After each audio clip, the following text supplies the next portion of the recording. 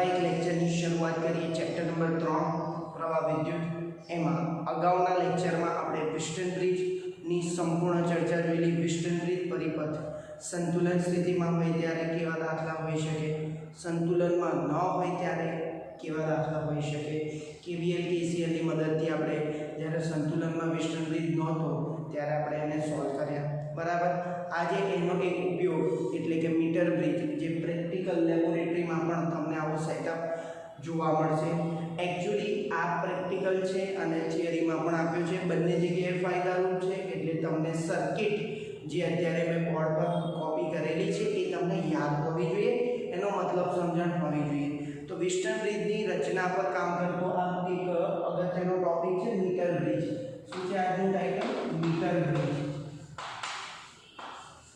Metre bridge એવું શા માટે નામ આપ્યું છે અને બ્રિજ શા માટે નામ આપ્યું છે એ હમણાં આપણને થોડી વારમાં ક્લિયર થશે. તો આમાંથી બે પ્રશ્ન પૂછાઈ શકે, કાં તો એક પ્રશ્ન કોમન પૂછાઈ શકે. મીટર બ્રિજની રચના જણાવો, પ્રશ્ન 1, અને મીટર બ્રિજની કાર્યપદ્ધતિ જણાવો. અથવા બંનેને કમ્બાઈન કરીને પૂછે તો જેવો પ્રશ્ન હોય એ પ્રમાણે તમારે જવાબ લખવો પડે. દરેકમાં આકૃતિ કમ્પલસરી છે, આકૃતિ દોરવી કમ્પલસરી છે. આકૃતિ એવી રીતે દોરી છે તો હમણાં કોઈ એક વાક્ય તમને મેં સમજાવ્યું કે મીટર બ્રિજ એ પિસ્ટન બ્રિજ પર કામ કરતી એક રચના છે. તો પિસ્ટન બ્રિજને યાદ કરી લઈએ. અગાઉના લેક્ચરમાં આપણે ફરી એક વખત જો તમારું ધ્યાન ન હોય, બહુ અગત્યનો લેક્ચર આપણે પૂરો કરી દીધું છે પિસ્ટન બ્રિજનો. તો પિસ્ટન બ્રિજ માટે આપણે શું કરતા હતા? 4 ચતુષ્કોણના સીધો બિંદુની વચ્ચે 4 અવરોધો જોઈન કરતા હતા. એમાંથી એક અવરોધ અજ્ઞાત હોય, 3 અવરોધ જ્ઞાત હોય. ચલો આને R1, R2, R3, R4 અને આને કોરસ્પોન્ડિંગ A, B, C અને D પોઈન્ટ હતા. A અને C ની વચ્ચે આપણે બેટરી કનેક્ટ કરેલી કી સાથે, આ સ્વિચ અથવા કી બેટરી કે જેનો આંતરિક અવરોધ અવગણ્ય હોય એને EMF E છે. તો આપણને ખબર છે અહીંથી I જેટલો પ્રવાહ જતો હતો અને બ્રિજ મારફતે પસાર થઈને પ્રવાહ પાછો I આવતો હતો. B અને D ભુજા વચ્ચે આપણે ગેલ્વેનોમીટર જોઈન કરેલું. તમે આની સંજ્ઞા પણ દર્શાવી શકો, વચ્ચે G પણ લખી શકો, બંનેનો અર્થ એક જ થાય. તો BD ભુજા વચ્ચે ગેલ્વેનોમીટર, A અને C વચ્ચે બેટરી અને સ્વિચ હતી, કી હતી. તો વાલા વિદ્યાર્થી મિત્રો, પિસ્ટન બ્રિજની રચના કેટલા અવરોધ હોય છે? 4. મીટર બ્રિજમાં પણ 4 અવરોધ હોય છે, પણ 2 અવરોધ કેવી રીતે મળે છે એ જોઈએ. ચલો હવે મીટર બ્રિજની રચના જોઈએ. રચના એટલે કેવી રીતે આકૃતિ દોરી છે તે. તો મીટર બ્રિજમાં કેવું હોય છે? એક મીટર પટ્ટી હોય છે. ચલો મીટર પટ્ટી એટલે 1 મીટર એટલે 100 સેન્ટીમીટર. તો મીટર પટ્ટી પરથી એ બ્રિજ જેવું કામ ધરાવે છે, બ્રિજ જેવી એની રચના છે અને એમાં 1 મીટર લેન્થનો ઉપયોગ કરીએ છીએ માટે એનું નામ આપ્યું છે મીટર બ્રિજ. શું નામ આપ્યું છે? Metre bridge. તો શરૂઆત આપણે રચનાની સમજી આકૃતિ કેવી રીતે દોરી શકાય અને રચનાનું જે લખાણ છે તમારા ટેક્સ્ટબુકમાંથી હોમવર્કમાં લખવાનું છે સેપરેટલી. એમાં કંઈ હોય નહીં, હું તમને અત્યારે સમજાવી રહ્યો છું, એ તમારે લખવાનું હોય. તો ધ્યાનથી જોજો. આકૃતિમાં એક મીટર પટ્ટી તમને દર્શાવેલી છે અને અહીંયા A અને C ની વચ્ચે, A અને C ની વચ્ચે, A પોઈન્ટ અને C પોઈન્ટ ની વચ્ચે ચલો અહીંયા શું કનેક્ટેડ છે? તો જુઓ બેટરી અને સ્વિચ. તો A અને C પોઈન્ટની વચ્ચે બેટરી કે જેનું EMF E અને એક ઓન ઓફ માટે કી જોઈન કરેલી છે. બેટરી મારફતે પ્રવાહ I દાખલ થાય છે અને અહીંયાથી પાછો પ્રવાહ કેટલો આવે છે? I. તો A અને C ની વચ્ચે બેટરી જોઈન્ટ કરેલી છે કે જેને કી મારફતે આપણે જોઈન કરી છે. હવે આગળની રચના સમજીએ. આ A અને C ની વચ્ચે એકચ્યુઅલી તમે લેબમાં જુઓ તો 1 મીટર લંબાઈ ધરાવતો અવરોધક તાર હોય. 1 મીટર લંબાઈ ધરાવતો અવરોધક તાર અને એ મિશ્ર ધાતુનો બનેલો હોય. એ મિશ્ર ધાતુ કોન્સ્ટન્ટની છે. અગાઉ આપણે રો વિરુદ્ધ ટીનો આલેખ મિશ્ર ધાતુ માટે સમજી ગયા. શા માટે મિશ્ર ધાતુ વાપરે છે એક વખત રિકોલ કરાવી દઉં કે 1 મીટર લંબાઈનો A અને C ની વચ્ચે જે અહીંયા વ્હાઇટ કલરની લાઈન દોરેલી છે એ એકચ્યુઅલી અવરોધક તાર છે. એને લાકડાની પટ્ટી પર જડેલો હોય, ફિટ કરેલો હોય, જોડાણ અગો હોય સાથે અને એની સાથે તારને ફિટ કરેલો હોય અને A અને C ના બીજા બે છેડા વચ્ચે બેટરી અને કી જોઈન કરેલી હોય. તો કોન્સ્ટન્ટનો તાર વાપરવાનો મતલબ તમે સમજી લો કે અવરોધ એ તાપમાનથી સ્વતંત્ર થઈ જશે. તાપમાન વેરી થશે પણ પ્રેક્ટિકલ દરમિયાન જે અવરોધનું મૂલ્ય છે તારના એ વેરી થશે નહીં. તો આટલી રચના થઈ. ચાલો બી અને સી નું કામ પતી ગયું. હવે બી અને ડી નું વિચારીએ. તો એકચ્યુઅલી અહીંયા બી અને ડી ની વચ્ચે ગેલ્વેનોમીટર જોઈન્ટ છે. અહીંયા પણ બી અને ડી વચ્ચે ગેલ્વેનોમીટર જોઈન્ટ છે. ડી બિંદુ કેવી રીતે મળે છે હમણાં આપણે કાર્ય પદ્ધતિમાં જોઈએ એ પહેલા આ ત્રણ વસ્તુ શું છે? કાટખૂણે વાળેલી આ બે પટ્ટી અને એક આ લંબચોરસ પટ્ટીઓ શું છે? એ કોપરની બનેલી હોય અથવા કોઈ બીજી ધાતુની બનેલી હોય, બરાબર, જ્યાં જોડાણ પદો આપેલા હોય. તો એક અવરોધ આપણે અહીંયા જોઈન કરીએ છીએ R1 મૂલ્યનું, એ અજ્ઞાત છે.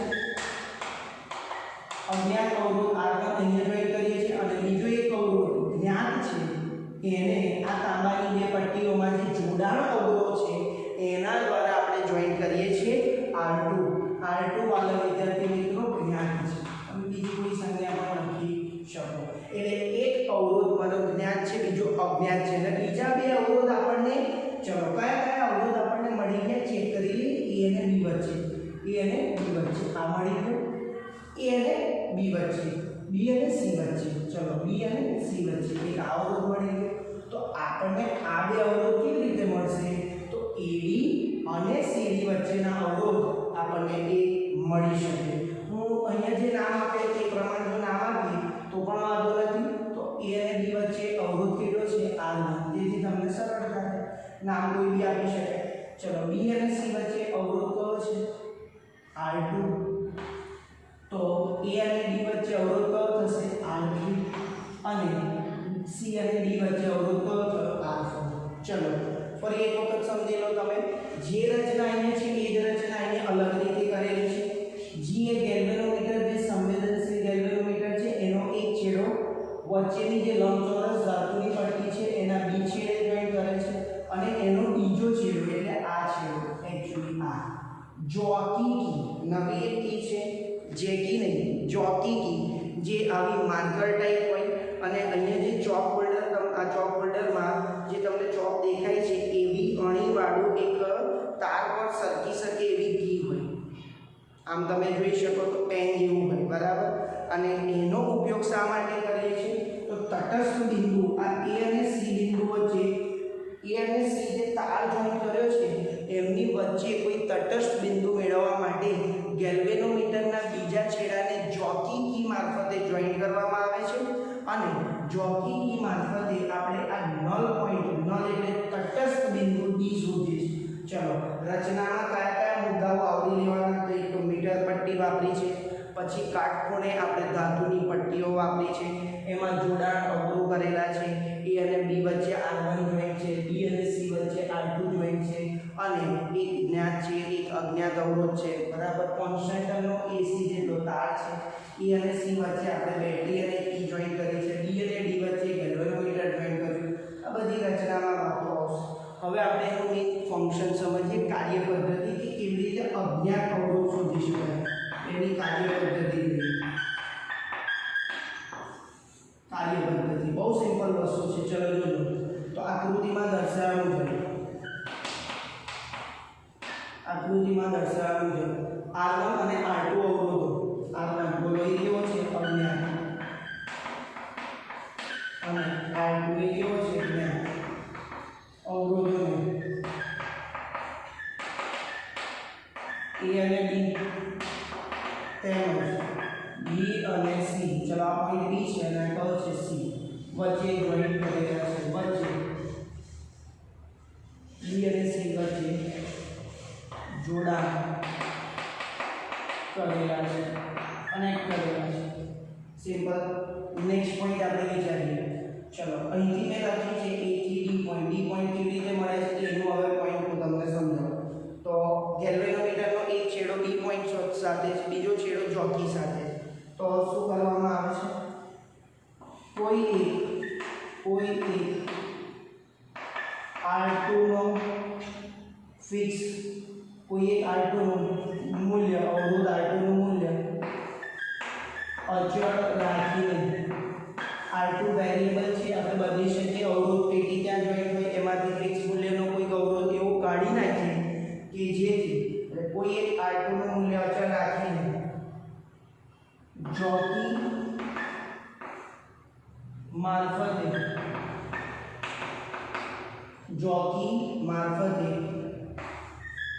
આપણને ડી બિંદુ જેનું નામ આપ્યું છે તટસ્થ બિંદુ. કયું બિંદુ? તટસ્થ બિંદુ.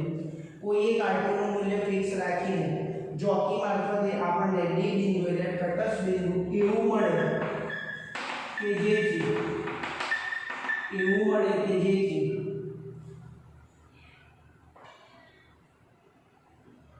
ડી બિંદુ આપણને એવું મળે કે જેથી ગેલ્વેનોમીટર G એની સંજ્ઞા શું છે? G એ શૂન્ય આવર્તન દર્શાવે. ચલો પ્રેક્ટિકલમાં તમે શું કરશો એને હું તમને થોડું હાઇલાઇટ કરી દઉં. એક્ચ્યુઅલી માન લો કે આ જોકી છે અને A અને C વચ્ચે એક લાકડાની પટ્ટી પર એક અવરોધક તાર કોન્સ્ટન્ટનો જોઈન કરેલો. એટલે હું શું કરીશ, બિંદુ A થી હું એ જોકીને સરકાવતો જઈશ. કોઈ એક બિંદુ એવું મળશે કે જ્યાં ગેલ્વેનોમીટર જે કોણાવર્તન દર્શાવતું હશે ડાબે કે જમણે એ સ્થિર થશે એટલે મધ્યસ્થ થઈ જશે. એનો જે પોઇન્ટર છે એ સેન્ટર પર રહેશે, મતલબ કે 0 પર રહેશે. કોઈ પણ જાતનો પ્રવાહનું મૂલ્ય દર્શાવશે નહીં. તો એ બિંદુને આપણે શું કહીએ છીએ? Null point. ગુજરાતીમાં કહેવાય તટસ્થ બિંદુ. કેવી રીતે પસંદ કરવામાં આવે? તો આટલું કોઈ એક મૂલ્ય લઈ લઈએ કે જેની મદદથી જોકી જે આપણે સરકાઈશું તો કોઈ એક બિંદુ એવું મળશે કે જેની મદદથી આપણને ગેલ્વેનોમીટર કેવું આવર્તન દર્શાવે? શૂન્ય આવર્તન દર્શાવે એટલે મધ્યસ્થમાં આવી જાય સેન્ટર પર. તો હવે આપણે શું કરીશું? ચલો આપણને રીડિંગ મળ્યું તો એને અનુરૂપ મને ડી પોઈન્ટ અહીંયા મળ્યું તો મને શું મળ્યું? AD લંબાઈ મળી ગઈ અને CD. ધારો કે AD 40 છે તો એ અંકન કરેલું હોય સેન્ટીમીટરમાં. AD ની લંબાઈ 40 સેન્ટીમીટર આવી તો CD કેટલા હશે? 100 - 40 60 સેન્ટીમીટર. સિમ્પલ આપણે કેલ્ક્યુલેશન કરી શકીએ. ઓકે, તો આગળની ગણતરી હવે વાપરીએ. ચલો નેક્સ્ટ કેલ્ક્યુલેશન આપણે જોઈએ. બહુ સારી રચના છે. ચલો R1 વિસ્ટન બ્રિજ સંતુલનમાં હોય ત્યારે યાદ કરો, સંતુલનમાં હોય ત્યારે શું હતું? આ ગેલ્વેનોમીટરમાંથી પસાર થતો પ્રવાહ કેટલો હતો? 0. એક્ઝેક્ટલી એવું થયું. ગેલ્વેનોમીટરમાંથી પસાર થતો પ્રવાહ 0 એટલે ગેલ્વેનોમીટર કોઈ પણ જાતનું કોણાવર્તન દર્શાવતું નથી. એનો જે દર્શક છે પોઇન્ટર છે એ સ્ટેડી રહે છે. તો ગેલ્વેનોમીટર કોઈ કોણાવર્તન ન દર્શાવે એટલે વિસ્ટન બ્રિજ સંતુલનમાં અથવા મીટર બ્રિજ સંતુલનમાં બંને કહી શકો. તો સંતુલનમાં હોય ત્યારે ચલો શરત શું હતી? R1/R2 equal to R3/R4. ચલો R3 કોની વચ્ચેનો અવરોધ છે? AD. તો અહીંયા AD તારનો અવરોધ. આપણે શરત કોની વાપરી રહ્યા છે? વિસ્ટન બ્રિજ. બરાબર. ચલો R2 ને અનુરૂપ કયો અવરોધ? R4. કોની વચ્ચે છે? CD. અહીંયા જો CD તારનો અવરોધ. ચલો ક્લિયર? બહુ સિમ્પલ વાત છે. જો ડાયરેક્ટ આવે એક જ્ઞાત હતો એક અજ્ઞાત અને આ બંને આપણને કેવી રીતે મળશે? લંબાઈ પરથી. તારની લંબાઈ ખબર છે તો એકમ લંબાઈથી અવરોધ મને મળી ગઈ. ક્લિયર? તો આપણે આ બંને શોધીશું. ચલો AD તારનો અવરોધ એટલે AD તારને અનુરૂપ લંબાઈ કેટલી છે? L1. તો L1 * શું છે ρ એ આપણે સમજીએ. CD તારનો અવરોધ શું છે? ચલો લેન્થ કેટલી છે? L2 અને ρ. તો જ્યાં ρ શું છે? એકમ લંબાઈ દીઠ અવરોધ. ρ શું છે ભાઈ? એકમ લંબાઈ દીઠ અવરોધ. તો R1/R2 શું થઈ ગયું? એકમ લંબાઈ દીઠ અવરોધ. ρ કેન્સલ થઈ ગયા. તો R1/R2 equal to L1/L2. અને આવું પણ લખી શકાય L1 અને L2 એટલે 100 - L1. L1 + L2 બરાબર 100 સેન્ટીમીટર. તો L2 શું થાય? 100 - L1. ફોર એક્ઝામ્પલ L1 40 હોય તો L2 કેટલા મળશે? 60. તો આપણને હવે આ સૂત્રની મદદથી જો તમને ખ્યાલ આવી ગયો હશે કે જોકી સરખાવતા હતા ત્યારે આપણને કઈ લંબાઈ મળી 40 સેન્ટીમીટર, આ 60 મળી. R2 આપણને ખબર હતી તો R1 આપણે ઈઝીલી શોધી શકીએ. આમ અજ્ઞાત અવરોધ અજ્ઞાત અવરોધ R1 નું મૂલ્ય જાણી શકાય છે। તો આ રચના અને કાર્ય પદ્ધતિ કોણ મીટર દીઠ ફરી એક વખત આનો અર્થ સમજી લો। એકમ લંબાઈ દીઠ અવરોધ, એકમ લંબાઈ દીઠ અવરોધ એટલે શું? એકમ લંબાઈ દીઠ અવરોધને જો હું R કહું તો R ની વેલ્યુ શું થઈ? L * R શું થયો? L * તો આ તમારી જાણ માટે છે। એકમ લંબાઈ દીઠ અવરોધ એટલે છેદમાં લંબાઈ અને અંશમાં શું? અવરોધ। તો તારની લંબાઈ પરથી આપણે એનો અવરોધ પણ જાણી શકીએ। તો મીટર બ્રિજની રચના માટે આપણે બે NCERT ના દાખલામાં સોલ્વ કરીશું। તો આ સૂત્ર તમને યાદ હોવું જોઈએ। R1/R2 = L1/100 - L1।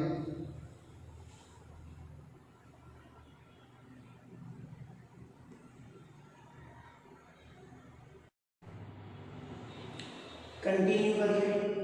Metre bridge तेनी रचना कार्य पद्धति एनु सूत्र हमणा ज लाव्या।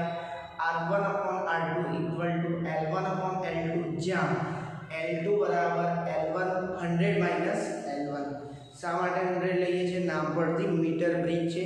1 મીટર એટલે 100 સેન્ટીમીટર જે લાકડાની પટ્ટી પર ફૂટપટ્ટી એટલે મીટર પટ્ટી જોઈન્ટ કરેલી હોય છે।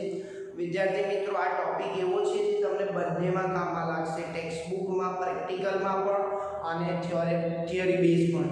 એટલે બોર્ડમાં પણ આ એટલો અગત્યનો છે અને પ્રેક્ટિકલના જે ભાઈવા લે છે, પ્રેક્ટિકલ લે છે એમાં પણ આના બેઝ ઘણા ક્વેશ્ચન્સ તમને પૂછવામાં આવે।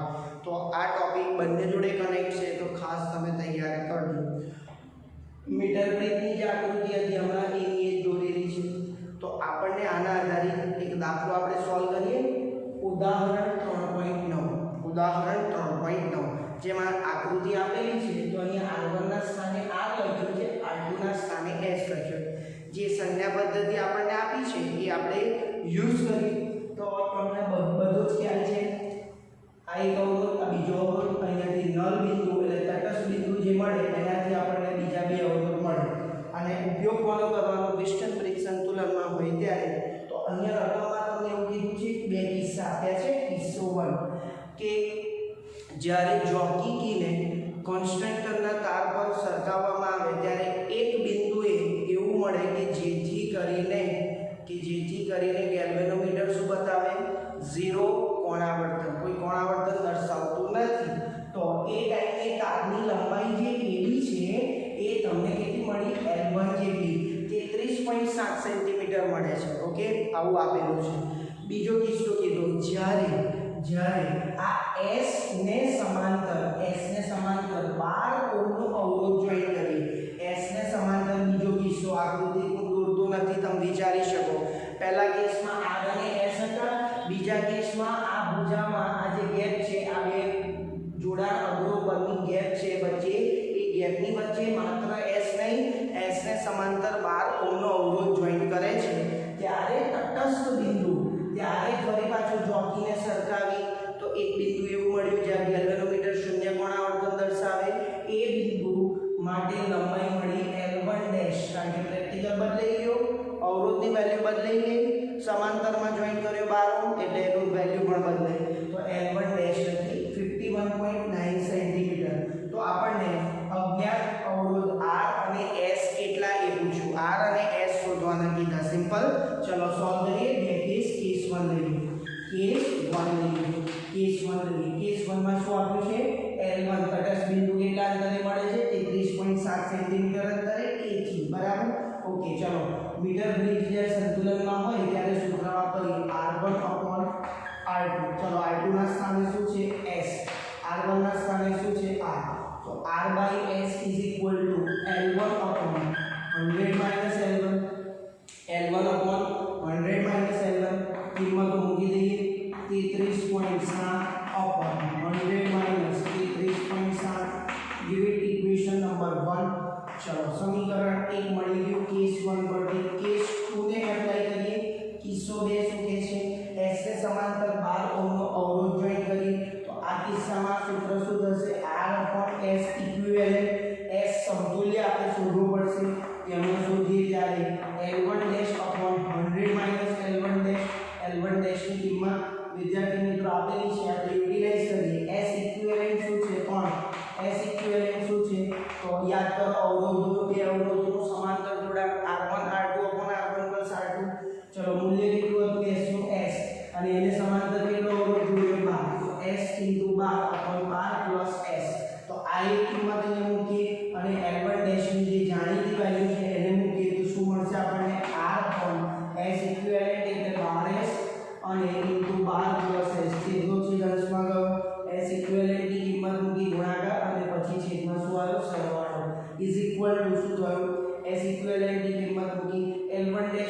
છે 51.9 upon 100 minus 51.9. તો વાલા વિદ્યાર્થી મિત્રો આનું કંઈક સાદુરૂપ મળી ગયું, તમને મળી જશે. હવે હું તમને આને આ રીતે લખું છું 12 s એટલે s * 12 ચલો r upon s ની કિંમત ક્યાંથી મૂકીશું? 1 પરથી. આને સાદુરૂપ આપશો તો 1 પરથી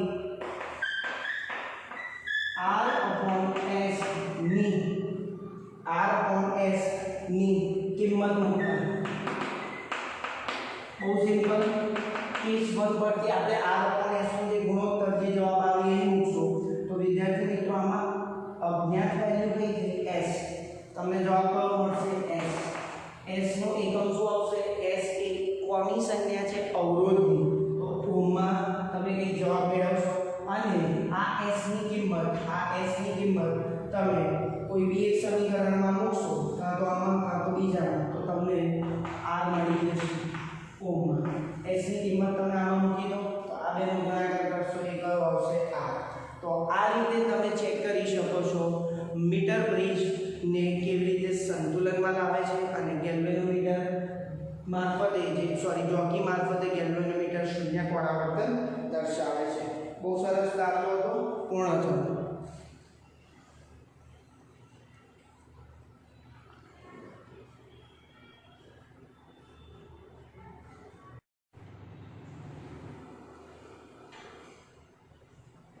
કન્ટિન્યુ કરીએ.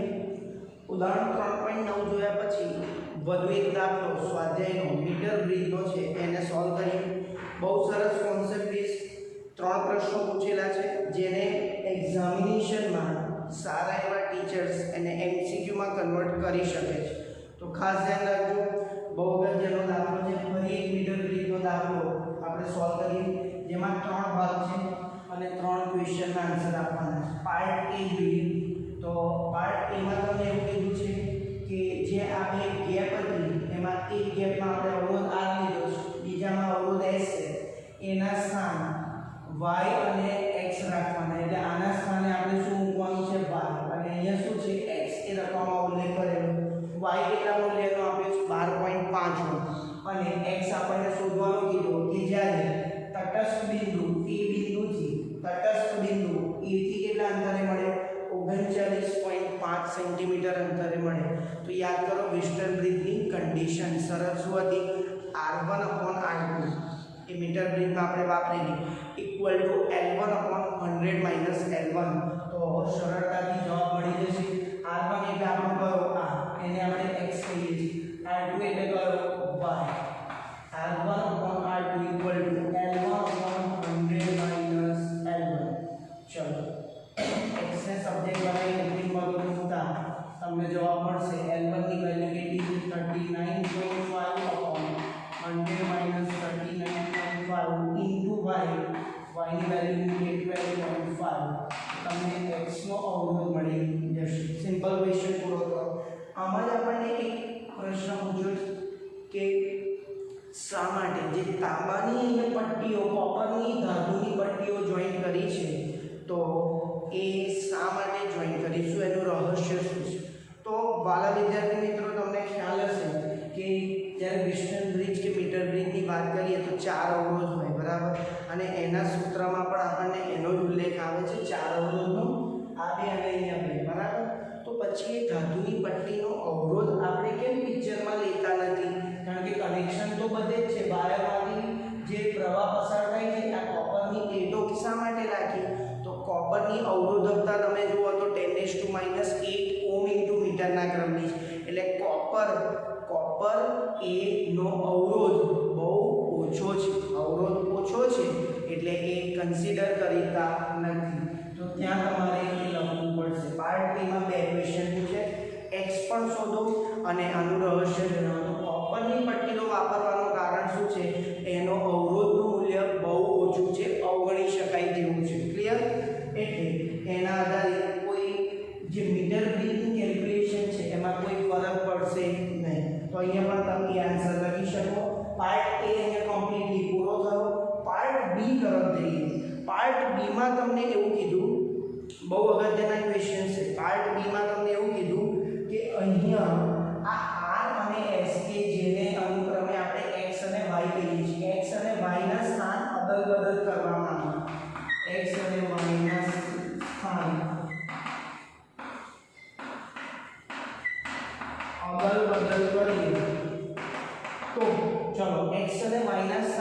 અદલા બદલી કરીએ છીએ તો શું થશે? તો L1 અને L2 ના સ્થાન પણ બદલાશે, એટલે પરસ્પર ઉલટાઈ જશે. કેવી રીતે તમારે ચેક કરવું હોય તો સિમ્પલ વસ્તુ કહું, L1 upon L2 मतलब कि આપણે અહીંયા ઉપરનો કેસ છે x અને y નું સ્થાન અદલ બદલ કરી દઈએ તો ઉપર y નીચે x equal to L1 upon 100 minus L1 આ તો એઝ ઇટ ઇઝ રાઈટ. આના સ્થાન અદલ બદલ કરે. હવે વિદ્યાર્થી મિત્રો તમે આમાં કિંમત મૂકશો ને તો તમને એ પોઈન્ટથી જે 39.5 સેન્ટીમીટરે તમને તટસ્થ બિંદુ મળેલું ને એ હવે ક્યાં મળશે? 100 minus 39.5. તો આમાં વેલ્યુ મૂકી પણ તમે ચેક કરી શકો. તો આ પાર્ટ બી નો આન્સર છે જે MCQ માં તમને સિમ્પલ લેવલે પૂછી શકે. x y ના સ્થાન પરસ્પર અદલ બદલ કરીએ તો તટસ્થ બિંદુનું સ્થાન પણ શું થાય? બદલાય. મતલબ કે જે પહેલા 39.5 મળતું હતું હવે કેટલાય મળશે? 100 minus 39.5. ક્લિયર? ચલો નેક્સ્ટ જોઈએ પાર્ટ સી. પાર્ટ સી માં પણ આવું એક અદલ બદલની વાત કરી છે. ચલો a અને c ની વચ્ચે શું છે? બેટરી જોઈન્ટ કરી છે. b અને d ની વચ્ચે શું છે? ગેલ્વેનોમીટર. તો હવે એવું કીધું કે ગેલ્વેનોમીટરમાંથી પસાર થતો પ્રવાહ જ્યારે આ બેને અદલ બદલ કરીએ ત્યારે કેટલો હશે? ચલો ગેલ્વેનોમીટરમાંથી પસાર થતો પ્રવાહ એટલે Ig. ત્યારે પૂછ્યું બેટરી અને ગેલ્વેનોમીટરના સ્થાન અદલ બદલ કરીએ તો ગેલ્વેનોમીટરમાંથી પસાર થતો પ્રવાહને હું Ig કહું તો Ig કેટલો થશે? 0. શા માટે 0 થશે? ચલો વિચારીએ. આપણે એક સામાન્ય આકૃતિ હું તમને બતાવું. Point A B C D. A અને C ની વચ્ચે બેટરી હતી અને અહીંયા શું હતું? ગેલ્વેનોમીટર. બરાબર. ચલો બીજી એક આકૃતિ દોરી આવી.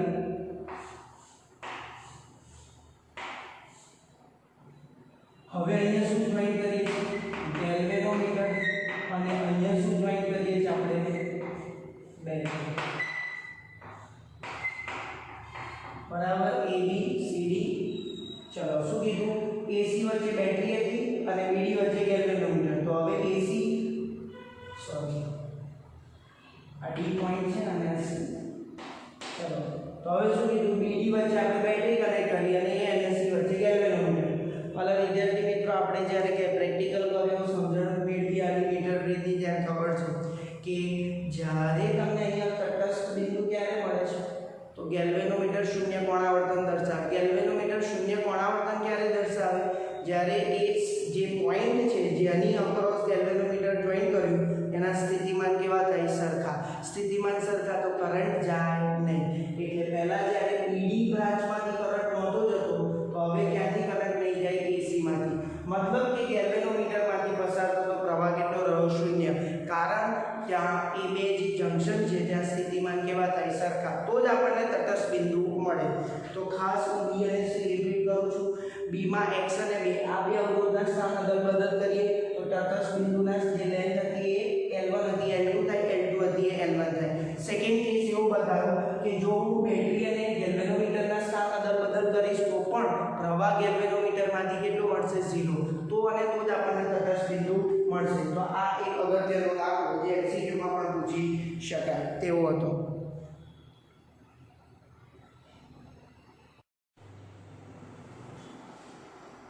વિસ્ટન બ્રિજ, મીટર બ્રિજ ના ટોપિક પૂરા કર્યા બાદ આગળ વધી નવો એક ટોપિકની ચર્ચા કરીએ.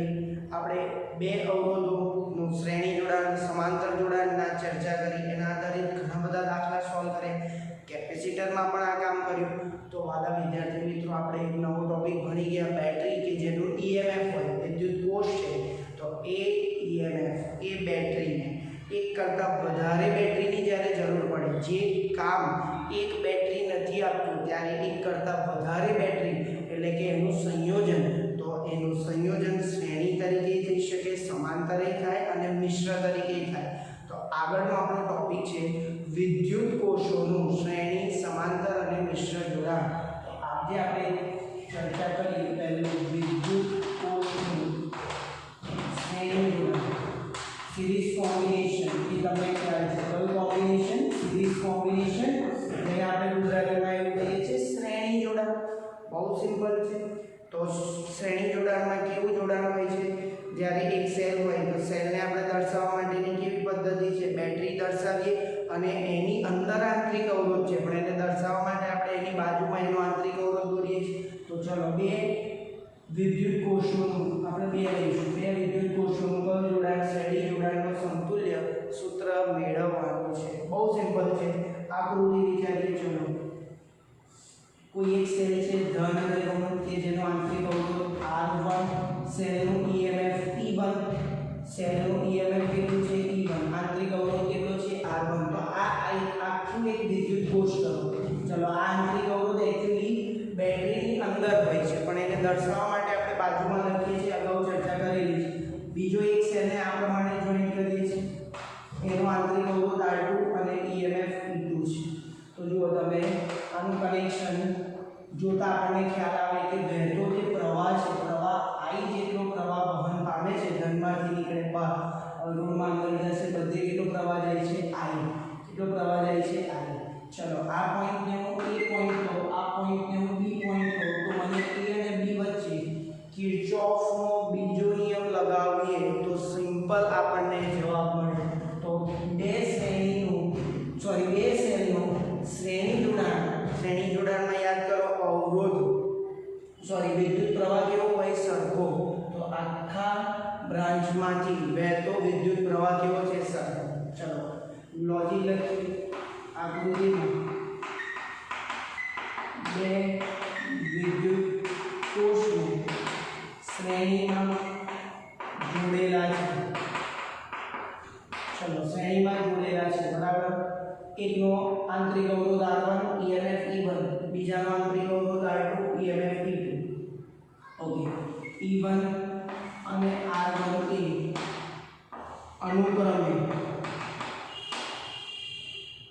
કોષ એકના EMF ઇલેક્ટ્રોમોટિવ ફોર્સ વિદ્યુત ચાલક બળ અને આંતરિક અવરોધ છે. ચલો તેવી રીતે તમે લખી શકો E2 અને R2 એ અનુક્રમે E2 અને R2 એ અનુક્રમે કોષ 2 ના EMF ઇલેક્ટ્રોમોટિવ ફોર્સ અને આંતરિક અવરોધ છે. ચલો આપણે આ બેનું કોમ્બિનેશનથી તે સમતુલ્ય મેળવવો છે, તો શું કરીશું? કિર્ચોફનો બીજો નિયમ વાપરીએ. બીજો નિયમ એટલે વોલ્ટેજનો નિયમ, KVL વાપરીએ. તો ચલો એક પાસે સ્થિતિમાન કેટલું? VA. એ પાસે સ્થિતિમાન કેટલું? VA. આપણો રસ્તો આ છે, આપણો પાથ આ છે, આપણે આ રસ્તે જઈએ છીએ. બહુ સિમ્પલી તમને ઘણા બધા નેટવર્ક આપણે સોલ્વ કર્યા છે, દાખલાઓ પણ ગણ્યા, તો એકદમ ઈઝી થઈ ગયું. પોટેન્શિયલ એ પરનું કેટલું? VA. ચલો બેટરી આમ જઈએ છીએ તો પ્રવાહની આપણે સામો મળે, પ્રવાહ સામો મળે તો આપણે ત્યાં પહેલા બેટરી છે, તો બેટરીનો કયો બારનો છેડો છે? ઋણ. તો -E1, VA -E1. ચલો આગળ જઈએ અવરોધમાં પ્રવાહ આપણને સામો મળે છે, તો આપણે પ્લસ લખીશું. સંજ્ઞા પદ્ધતિ તમને થિયરીમાં જણાવ્યા મુજબ યાદ હશે. પછી આગળ બીજી બેટરી આવી, એનો બારનો છેડો ઋણ છે, તો -E2. ચલો પ્રવાહની વિરુદ્ધ દિશામાં આપણે જઈએ છીએ, તો +IR2 is equal to E પરનું સ્થિતિમાન VB. ફરી એક વખત કહીશું, E પરનું સ્થિતિમાન VB, બેટરીનો બારનો છેડો છે ઋણ -E1, ધનથી ઋણ જઈએ, વોલ્ટેજનો ડ્રોપ થાય, એ લોજિક બધા કહેલા છે. ચલો પ્રવાહની વિરુદ્ધ દિશામાં છે તો પ્લસ, બેટરીનો બારનો છેડો ઋણ, પ્રવાહની વિરુદ્ધ દિશામાં તો ધન. તો VA -E1 +IR1 -E2 +IR2 equal to VB. Check કરી દેવાનું, બધે અવરોધ જ કરવાનો, બધે વોલ્ટેજ જ બતાવે. કોઈ પણ પદ તમે લખો છો તો વોલ્ટેજનો સરવાળો કે બાદબાકી થઈ શકે. ચાલો થઈ ગયું. આ VA -VB શોધો તો શું થાય? VA -VB એટલે આ બે વચ્ચેનો વિદ્યુત સ્થિતિમાનનો તફાવત ઇક્વલ ટુ આ VB ને ડાબી બાજુ લખું છું અને બીજું બધું જમણી બાજુ લઈ લઉં છું, તો શું થશે? +E1 અને E2 પણ પ્લસ થશે, એટલે એને જોડેલા છે E1 + E2, અને આ બંને પદ કેવા થશે? માઈનસ. તો I × R1 - I × R2. Check કરી લો. VA આ VB ને ડાબી બાજુ લઈ ગયા અને આ આખું પદ છે એને જમણી બાજુ લખ્યું, તો અનુરૂપ આપણે ગોઠવણી કરવી છે. માટે આને લખું તો E1 + E2 as it is, -I common કાઢું છું, તો R1 ઓછા ir1 ઓછા વત્તા, ચલો અહીંયા બંને માઈનસ ગયા, માઈનસ i કોમન કાઢીશું તો ઓછા વત્તા ઓછા થશે એટલે i2. આ થયું va માઈનસ vd. શું કર્યું આપણે? માઈનસ i ખાલી કોમન કાઢ્યો તો માઈનસ i આગળ minus plus minus i * r2 એટલે i r2. તો આ આપણું એક સમીકરણ કહીએ, સમીકરણ નંબર 1. સમીકરણ નંબર 1 va vd. ચલો હવે આપણને ખબર છે જો આની જગ્યાએ a અને b ની જગ્યાએ હું એક જ બેટરી એવી મૂકી દઉં કે જે આ બેનું સમતુલ્ય બતાવે, જે આપણે અવરોધોના શ્રેણી જોડાણમાં કર્યું કે જેનું emf ઇક્વિવેલન્ટ અને અવરોધ r ઇક્વિવેલન્ટ હોય તો આ પોઈન્ટ કેટલો હતો? a. આ પોઈન્ટ કયો હતો? b. તો a અને b ની વચ્ચે આનું જે સમતુલ્ય થતું હતું એની જગ્યાએ મેં સમતુલ્ય અવરોધ ધરાવતી વિદ્યુત કોષ મૂકી દીધી, એક બેટરી મૂકી દીધી. તો ચલો જેનું emf કેટલું છે? e ઇક્વિવેલન્ટ અને એનું અવરોધ કેટલો છે? r equivalent. તો વિદ્યાર્થી મિત્રો બહુ સિમ્પલ છે કે આ આકૃતિમાં આ b છે, b આકૃતિ. ચલો આકૃતિ b માટે ફરી આનો નિયમ લગાવો તો તમને સિમ્પલ આઈડિયા આવી જશે. અધરવાઇઝ તમને અહીંયાથી ખ્યાલ આવી જવો જોઈએ કે આ મારું r ઇક્વિવેલન્ટ છે અને આ મારું r ઇક્વિવેલન્ટ છે. તો આપણે આને બી KVL લગાવીએ, KVL વાપરવું રસ્તો આપણો આ જ છે, બરાબર. અહીંયાથી કરંટ જન્મથી કરંટ બહાર નીકળે છે, કરંટની દિશા તમને ખ્યાલ છે, ધનથી ઋણ. ચલો b એ પરિસ્થિતિમાં b બેટરીનો બહારનો છેડો એટલે ઋણ e ઇક્વિવેલન્ટ, આ ધન છે આ ઋણ છે અને બહાર તરફ જઈએ એટલે અહીંયાથી આપણને કરંટ આમ મળે છે, પ્રવાહ સામો મળે plus i * r equivalent = dv. va - vd વિદ્યાર્થી મિત્રો ઇઝ ઇક્વલ ટુ, ચલો va - vd ઇક્વિવેલન્ટ માઈનસ આ પ્લસ થશે, આ માઈનસ થશે, i * r ઇક્વિવેલન્ટ. સમીકરણ 1 અને 2 ને સરખાવો, 1 અને 2 ને સરખાવો, 1 અને 2 ને સરખાવો. શું કર્યું? ડાબા બાજુ સરખી તો જમણી બાજુ સરખી લઈ શકાય. તો e ઇક્વિવેલન્ટ કેટલા થાય મારા? જોઈ લો, ડાબી બાજુ સરખી છે તો e ઇક્વિવેલન્ટ ના સ્થાને શું આવ્યું? e1 + e2, e1 + e2. Most important સૂત્ર, બરાબર. ચલો i - i as it is, r equivalent ના સ્થાને શું આવ્યું? r ઇક્વિવેલન્ટ ના સ્થાને આવ્યું r1 + r2. તો આ કરો બે વિદ્યુત કોષનો શ્રેણી જોડાણનો સમતુલ્ય emf બેનો સરવાળો થયો અને સમતુલ્ય અવરોધ પણ બેનો સરવાળો થયો. તમે લિંક કરી શકો બે શ્રેણી જોડાણ અવરોધોનું શ્રેણી જોડાણ હતું, r1 + r2 મળતું હતું. સિમિલરલી અહીંયા r1 + r2 મળ્યું. હા, અહીંયા જો તમને કન્ડિશન કેવી છે એથી આપણે એક તરફ જઈએ તો ધનથી ઋણ. મેં તમને વચ્ચે એક દાખલામાં જરૂર પડેલી ત્યારે બેટરી અથવા કોષોનું સહાયક અને વિરોધક જોડાણની ચર્ચા કરેલી છે. તો બોલો આ કયું જોડાણ છે? ધનથી ઋણ સહાયક જોડાણ છે, હેલ્પિંગ કન્ડિશન છે. એટલે તમે જોઈ શકો કે e1 અને e2 બેનો શું થાય છે? બે વચ્ચે કઈ સંખ્યા આવી? પ્લસ. સહાય કરવી એટલે વધારવું.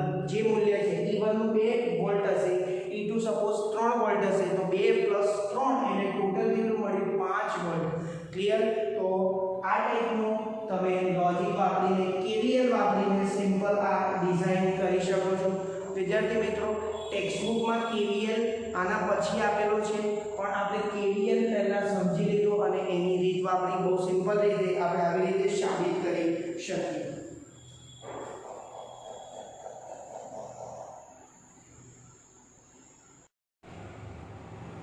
કન્ટિન્યુ કરીએ. બે સેલનો શ્રેણી જોડાણ જોયું, એના આધારિત થોડી સમજણ વધારે મેળવીએ કારણ કે આનાથી તમને ક્લિયર થશે આ બે સૂત્ર કે E ઇક્વિવેલન્ટ સમતુલ્ય EMF કેટલું અને સમતુલ્ય અવરોધ કેટલો.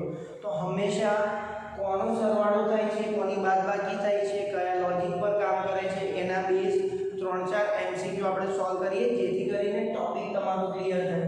થિયરી પૂછે તો તમે અહીંયા સુધી લખી શકો આ બે આકૃતિ અને એનું એક્સપ્લેનેશન. હવે આપણે આગળ જોઈએ એના આધારિત લિટલ બીટ દાખલાઓ જોઈએ. તો દરેકમાં મેં ડાયાગ્રામ દોરેલા છે, જરૂર પડે હું ક્વેશ્ચન બોલીશ, તમે લખતા રહેજો. ચલો પહેલો સમ જોઈએ. શ્રેણી જોડાણના છે બધા. શ્રેણી જોડાણ કોને કહેવાય વળી એક વખત સમજી લો. ચલો બેટરીમાંથી દરેક સેલમાંથી વહેતો પ્રવાહ કેવો હોય? સરખો. અને પ્રવાહ જ્યારે સરખો હોય ત્યાં એ પ્રકારના જોડાણને કહેવાય શ્રેણી જોડાણ. ચલો શરૂઆત કરીએ કે આકૃતિમાં આકૃતિમાં n જેટલા કેટલા છે n 1 2 3 up to dot dot dot n જેટલા સમાન મૂલ્યના આંતરિક અવરોધ અને સમાન મૂલ્યનું EMF ધરાવતી બેટરીને શ્રેણીમાં જોડેલી છે. આકૃતિમાં A અને B ની વચ્ચે સમાન મૂલ્ય ધરાવતી સમાન આંતરિક અવરોધ અને સમાન EMF ધરાવતી n બેટરીને શ્રેણીમાં જોડેલ છે. તો E ઇક્વિવેલન્ટ અને R ઇક્વિવેલન્ટ કેટલા? સમતુલ્ય EMF અને સમતુલ્ય આંતરિક અવરોધ કેટલા? અગાઉ આપણે અવરોધો ભણેલા છે, યાદ કરો. R+R+R+R દરેકની વેલ્યુ સરખી છે. કેટલી વખત? n વખત. તો શું આવશે? nr. ચલો આ તો યાદ કરી લીધું તમે. R+R+R+R+R nr. હવે આપણે જોવાનું અહીંયા કન્ડિશન ધન ઋણ ધન ઋણ ધન ઋણ આ પ્રકારની જોડાણ છે. મતલબ કે એક તરફથી જઈએ તો ધન ઋણ જોવા મળે. સહાયક જોડાણ કહેવાય. બેટરીનું કયું જોડાણ કહેવાય? સહાયક જોડાણ. તો દરેકે દરેક EMF નો સરવાળો થશે, બરાબર. E plus up to En વખત. તો કેટલા આવશે? n times E. Simple. For example, માનો કે બે EMF હોય, બેનો સરખો આંતરિક અવરોધ, સરખું EMF હોય, તો સમતુલ્ય EMF કેટલું? 2E. સમતુલ્ય આંતરિક અવરોધ કેટલું? 2R. તો આ રીતે તમે આ ક્વેશ્ચનને સમજી શકો. સમતુલ્ય EMF N અને સમતુલ્ય આંતરિક અવરોધ NR. નેક્સ્ટ ક્વેશ્ચન તરફ જઈએ. આકૃતિમાં કેપિટલ R એટલે બાહ્ય અવરોધ. હંમેશા યાદ રાખજો, કેપિટલ R ની મૂલ્ય સ્મોલ r કરતા વધારે હશે આંતરિક અવરોધ કરતા. તો કેપિટલ R માંથી વહેતો પ્રવાહ I નું સૂત્ર મેળવો. તો બહુ સિમ્પલ છે. કેપિટલ I શોધવાનું છે સૂત્ર. હવે એક્ચ્યુઅલી આને KVL લૂપ વાપરો તો પણ તમને જવાબ મળે. ડાયરેક્ટ પણ હું તમને બતાવું. તો પ્રવાહ એટલે શું? વિદ્યુત પ્રવાહ એટલે શું? તો અંદર જે કનેક્શન છે, ચલો કનેક્શનમાં શું આપ્યું છે? બે EMF ધરાવતી બે બેટરી છે અને બંનેના આંતરિક અવરોધ છે R1 અને R2. ચેક કરીએ. અહીંયાથી જઈએ છે, ચલો માઈનસ પ્લસ, અહીંયા આયા પાછા માઈનસ પ્લસ માઈનસ એ પ્રકારના જોડાણને કહેવાય વિરોધક જોડાણ. તો અહીંયા કોષનું કયું જોડાણ છે? વિરોધક જોડાણ. કોષનું કયું જોડાણ છે? વિરોધક જોડાણ. ચલો તો આપણે ચેક કરીએ. R માંથી પસાર થતો પ્રવાહ I નું સૂત્ર. I નું સૂત્ર શું થાય? કોમન. ચલો I થાય EMF અપોન કુલ અવરોધ, બાહ્ય અવરોધ પ્લસ આંતરિક અવરોધ. આવું થાય. ચલો હવે આપણે સર્કિટને તમે ધ્યાનથી જોજો. અહીંયા આંતરિક અવરોધ એક નથી, ઘણા બધા છે. તો હું આ સમતુલ્ય કહી દઉં. અને EMF એક નથી, બેટરી એક નથી, ઘણી બધી બેટરીઓ છે. તો એને ઇક્વિવેલન્ટ કહું. પણ વિદ્યાર્થી મિત્રો, કેપિટલ R તો એક જ છે. જો બાહ્ય અવરોધ તો એક જ છે, લોડ અવરોધ કે જેને આપણે ઓપરેટ કરવાનું હોય. ઓકે, તો એ તો એક જ છે. તો આવું લખી શકાય. I બરાબર EMF સમતુલ્ય upon R plus R equivalent. તો ખાસ યાદ રાખજો આ સૂત્ર. બહુ કામમાં આવશે શ્રેણી સમાંતર બંને જોડાણના બેટરીને. ચલો હવે એમાં કિંમત મૂકીએ. તો I equal to E equivalent upon R plus R equivalent. E equivalent કેટલો થાય? અહીંયા તો બહુ ખતરો છે. જોજો વિરોધક જોડાણ છે કોષનું. અહીંયા કેવા હતા? ધન ઋણ. ચલો અહીંયા જોઈએ તો કેવા હતા? ધન ઋણ. અહીંયાથી આમથી આવો કે આમ અહીંયા ઋણ ધન. મતલબ કે આ અને આ કન્ડિશનમાં બેટરી સહાયક જોડેલી હતી. અહીંયા બેટરી સહાયક જોડેલી નથી. બેટરીનું કયું જોડાણ છે? વિરોધક જોડાણ એટલે શું કહેવાય? ચલો એક રસ્તો પસંદ કરો. ઋણ ધન. અહીંયા આયા ધન અને તો અહીંયા ઇક્વિવેલન્ટ થશે E1 E2 upon R as it is. આંતરિક અવરોધનો તો હંમેશા શું થાય? સરવાળો. તો આપણો જે ફાઇનલ આન્સર I નું સૂત્ર પૂછેલું એ આ પ્રમાણે મળશે. E1 E2 upon R plus R1 plus R2. હંમેશા આંતરિક અવરોધનો તો સરવાળો જ થાય. અવરોધ ક્યારેય નેગેટિવ ના. ઓકે, ચલો નેક્સ્ટ આપણે જોઈએ થર્ડ ક્વેશ્ચન. તો થર્ડ ક્વેશ્ચનમાં ત્રણ સેલ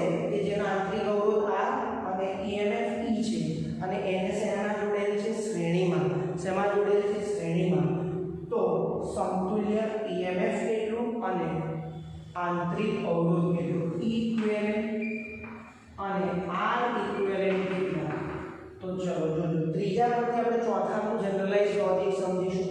કેટલી બેટરી છે? 3. ત્રણેયનું મૂલ્ય કેવું છે? સરખું, પણ કનેક્શન કેવા છે જોઈએ. ઋણ ધન ઋણ ધન ધન ઋણ. બરાબર. ચલો, આ બંને સરખી છે, સહાયક છે, અને આ એક એનો વિરોધ કરે છે. તો આ સહાયક જોડાણ, આ વિરોધક જોડાણ. ઓકે, ઇક્વિવેલન્ટ કેટલું થાય? તો 2e આ e plus e minus e આવું થશે. e plus e minus e, e plus e minus e. ચલો, કેટલા e ઉડી ગયા? એક ઉડી ગયા, એટલે ટોટલ EMF મળ્યું e. આકૃતિ માટે ટોટલ EMF મળ્યું e. r ઇક્વિવેલન્ટ કેટલા થાય? તો r plus r plus r ક્રિયા. હવે તમે સમજી શકો કે જ્યારે સમતુલ્ય EMF e મળ્યો તો લોજિક કયું વપરાયું? આ ત્રણ બેટરીને જો આવી રીતે કનેક્ટ કરું તો માનો કે આંતરિક અવરોધ છે તો ત્રણેય માટે સમતુલ્ય EMF કેટલો આવે? e plus e plus e 3e આવે. પણ એક બેટરીને પોલારિટીને ઉલટાઈ દીધી. ધનને ઋણ, ઋણને ધન, એકને જ ઉલટાઈ. કેન્સલ કેટલા થયા? 2. કેન્સલ કેટલા થયા? 2. તો આ લોજિક બેઝ આપણે નેક્સ્ટ ક્વેશ્ચન સોલ્વ કરીએ. ક્લિયર? કેન્સલ કેટલા થયા? 2. અહીંયા તમને જો વેલ્યુ આપી હોય તો વેલ્યુ પણ તમે મૂકીને જવાબ લાવી શકો. ચલો, n વિદ્યુત કોષમાંથી n કોષ જેમાં દરેકનું EMF સરખું અને દરેકનો આંતરિક અવરોધ કેવો છે? સરખો. અને m ને ઉલટાવીએ તો E ઇક્વિવેલન્ટ અને R ઇક્વિવેલન્ટ કેટલા? હવે n જેટલા વિદ્યુત કોષ છે એમાંથી ઉલટાઈએ છે કેટલા? સ્મોલ n સાથે. અહીંયા કેટલા વિદ્યુત કોષ હતા? 3. એમાંથી ઉલટાયો કેટલો? 1. તો જવાબ કેટલો મળ્યો? 1. તો અહીંયા સમતુલ્ય અવરોધનું સૂત્ર તો લખી દઈએ. ચલો, એના n વિદ્યુત કોષ છે એને જોઈન કર્યા છે, બરાબર, અને m ને ઉલટાઈ દીધા, m જેટલાને ઉલટાઈ દીધા. પણ સમતુલ્ય અવરોધમાં તો ફરક નહીં પડે. એ n r થશે, r plus r plus r to n વખત r તો n. E ઇક્વિવેલન્ટ શું થશે? તો ચલો અહીંયા જોઈએ તો આમાં આપણે એક્ચ્યુઅલી શું કર્યું? ટોટલ કેટલા હતા? n કેટલા હતા? 3. n બરાબર કેટલા હતા? 3. અને કેટલાને ઉલટાયા? 1 ને. m બરાબર 1 ને ઉલટાયા. તો હું અહીંયા કયું લોજિક વાપરીશ તો જેથી મને જવાબ e મળશે? તો 3 - 2 * 1. ચલો, તો અહીંયા આવું થશે n - 2m * e. ચલો, કિંમત મૂકો જોઈએ. n બરાબર 3, m બરાબર 1, 3 - 2 એટલે 1. એટલે એક્ચ્યુઅલી જ્યારે તમે જનરલાઇઝ વસ્તુ પૂછે તો આ રીતે કોઈ ઉદાહરણ લઈ તમે સમજી શકો. તો n વિદ્યુત કોષમાંથી સમાન EMF અને સમાન આંતરિક અવરોધ જો ધરાવતા હોય અને એમાંથી m ને આપણે બેટરીની પોલારિટી ઉલટાઈ દઈએ તો સમતુલ્ય EMF વાળા વિદ્યાર્થી મિત્રો આ સૂત્ર મુજબ મળે. હવે તમને જેટલી બેટરીની સંખ્યા આપી હોય તે પ્રમાણે તમને વેલ્યુ પણ મળે. n - 2m * e. n - 2m * e. ફરી એક વખત આ છેલ્લું લોજિક યાદ કરી લઈએ. 3 EMF હતા સમાન મૂલ્યના અને આંતરિક અવરોધ સરખો.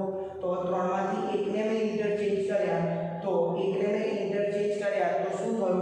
ચલો, એકને ઇન્ટરચેન્જ કરતા 2 EMF કેન્સલ થાય. કેટલા કેન્સલ થાય છે? 2. એટલે m ને ઉલટાવો તો કેટલા થાય? 2m. m ને ઉલટાઈશું કેટલા થશે? 2m. તો આ રીતે તમે સમજી શકો. આ વેલ્યુ અહીંયા મૂકો તો પણ ખ્યાલ આવશે. 3 જેટલા સેલ હતા એમાંથી ઉલટાયો 1 ને, તો n 3 - 2 * e = 1. તો આ રીતે તમે 4 સમ લખી રાખો. બહુ અગત્યના છે. અને અંતે બીજી એક નોંધ લખી રાખો જેને એક વખત દાખલામાં ચર્ચા કરેલી છે પણ ફરી એક વખત તમને કામમાં આવે એટલે હું એને અહીંયા હાઇલાઇટ કરું છું. ચલો, આજે